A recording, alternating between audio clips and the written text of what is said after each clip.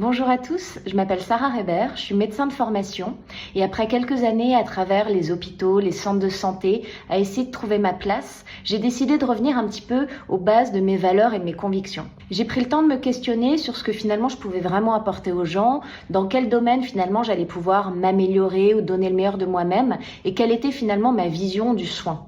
Et j'en suis arrivée à fonder Freud, un programme d'accompagnement digital en santé mentale et en prévention, qui soit holistique mais basé sur la science et qui nous donne un cadre et des outils pour améliorer notre quotidien et notre bien-être global. Ce projet, il est intimement lié à mon histoire personnelle et à mon histoire professionnelle. Si j'ai déjà cette petite attention toute particulière pour la santé mentale, c'est parce que mon papa était très malade psychiquement. Il avait une maladie psychiatrique très grave. Son histoire a été semée d'hospitalisation, de rechutes, d'aggravations, d'échecs de traitement. Il en est malheureusement décédé quand j'étais adulte jeune et ça a évidemment bouleversé mon parcours. Déjà, je faisais des études de psychologie à l'époque que j'ai arrêtées, mais surtout parce que ça a été mon premier rapport avec la santé mentale.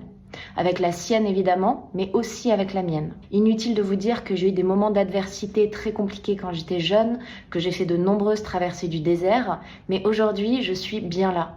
Et je suis d'autant plus persuadée que nous traversons tous des difficultés, des traumatismes, des épreuves, mais qu'il y a différentes manières de les traverser. J'ai aussi retenu de ce parcours que notre santé mentale est au moins aussi importante que notre corps. Elle est probablement le moteur le plus puissant en nous, dans le meilleur et dans le pire. Mais avec le temps, moi j'ai appris à la percevoir comme l'opportunité d'améliorer notre santé globale. Parce que finalement, notre mental, c'est avant tout ce qui va conditionner nos comportements, nos modes de vie, nos habitudes et finalement nos facteurs de risque de maladie. J'ai doublement pris conscience de l'omniprésence de la santé mentale grâce à mes patients.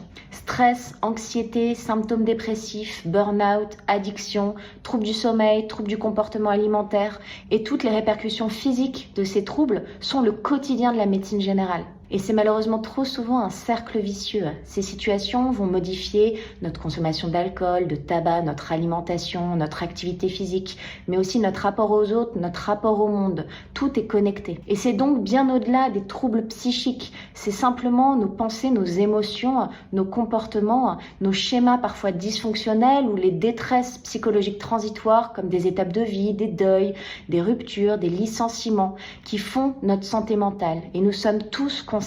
Moi, depuis que je suis petite, j'adore faire du sport. Je fais du sport tout le temps, c'est central dans ma vie et c'est vraiment un levier pour ma santé personnelle. Ça me permet évidemment de m'entretenir physiquement, mais aussi et surtout de réguler mon stress, mes émotions, de me calmer, de m'apaiser un peu dans les moments difficiles. Ça m'aide aussi à gagner un peu en estime de moi et en pensée positive. Je pense que mon appétence pour le sport, elle est étroitement liée à mon appétence pour la santé. Pour moi, ça fonctionne pareil et ça me permet vraiment de trouver mon cercle vertueux. Et je pense qu'on est nombreux à ressentir ça. Et si vous, ce n'est pas le sport, il y a forcément quelque chose qui résonne en vous, qui vous anime, qui vous permet de vous tirer vers le haut dans des moments difficiles. C'est précisément ça qu'on va essayer de cultiver ici, d'essayer de ramener de la santé dans notre vie quotidienne. J'ai donc voulu construire un programme qui soit complémentaire de votre suivi médical habituel.